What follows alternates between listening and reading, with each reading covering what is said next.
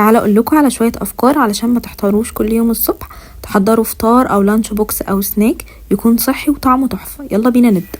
اول حاجه هجيب بنجر هغسله كويس جدا، وهجيب حله احط فيها البنجر بتاعي مع ميه واسيبه يتسلق تقريبا ساعتين لحد ما يبقى طري خالص. هجيب علبه تلاجة احط فيها الميه بتاعه البنجر مع معلقه من العسل، وهقطع البنجر كده قطع كده صغيره، ممكن ناخده كطبق جانبي في الغداء او في الفطار. وعلشان نشجع نفسنا ان احنا ناكل خضار طول الاسبوع ننوع دايما في الطريقه اللي احنا بنعمل بيها السلطه. ده كده بطاطا قطعتها قطع صغيره وفلفل الوان وجزر مع معلقه من الزيت، وهشويهم لحد ما كل حاجه تبقى طريه خالص. واحط معاهم كمان كوبايه كده من الحمص المنقوع والمسلوق وشويه من الذره الحلوه. دي من ألذ السلطات اللي انا شاركتها معاكم، بجد طعمها خطير.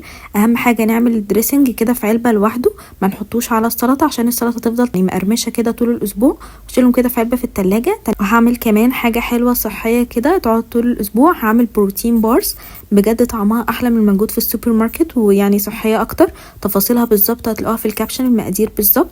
هحط كل حاجه كده في محضره الطعام واخلطها لحد ما توصل للشكل اللي انتوا شايفينه ده. لو عايزينها مقرمشه حطوها في صينيه مقاس 22، لو عايزينها طريه خلوا مقاس الصينيه اصغر. تدخل فرن درجه حراره 180، هتاخد تقريبا 10 دقايق مش اكتر من كده. وعلى الوش حطيت شويه من الشوكولاته الدارك اللي هي مقدار 85%، وافردها كده كويس. تدخل التلاجة 5 دقايق لحد ما الشوكولاته تجمد كده. وبعدين هبدا اقطعها ل 12 قطعه. سعر القطعه 120 سعر حراري بس، وفيها تمر ومكسرات. تتشال كده في علبه التلاجة تحفه مع القهوه، او ممكن ان احنا نحطها في اللانش بوكس، بجد خطيره. اما بالنسبه لسلطه الحمص هعملها بالفلفل الاحمر الحلو المشوي. شويت فلفلايه كده وحطيتها مع الحمص وضربتهم كويس. وسلطه الحمص دي نفس مقادير سلطه الحمص اللي انا شاركتها معاكم الفيديو اللي فات، كل الاختلاف بدل البنجر حطيت فلفل احمر مشوي كده. الحاجه اللي بعد كده وهي الطعميه بجد مليانه بروتين وخضار صحيه جدا. مشكلتها بس ان احنا لو قليناها في الزيت. انا هعملها في الفرن.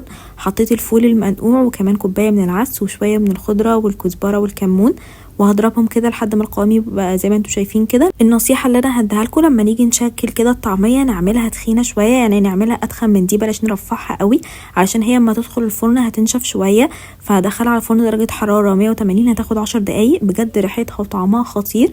كل الفكره بس ان احنا نعملها تخينه شويه عشان ما تبقاش ناشفه قوي. وهشيلها كده في علبه تلاجة، كل ما احتاج هطلع كده اسخن منها شويه.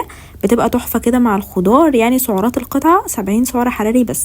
ودي كده مقرمشات صحيه بالحمص، ما فيهاش دي ولا اي حاجه خالص، هي عباره بس عن حمص مسلوق. بشكله كده بالقمع واحط على الوش شويه من السمسم. هتدخل فرن درجه حراره 200، هتاخد تقريبا 10 دقايق.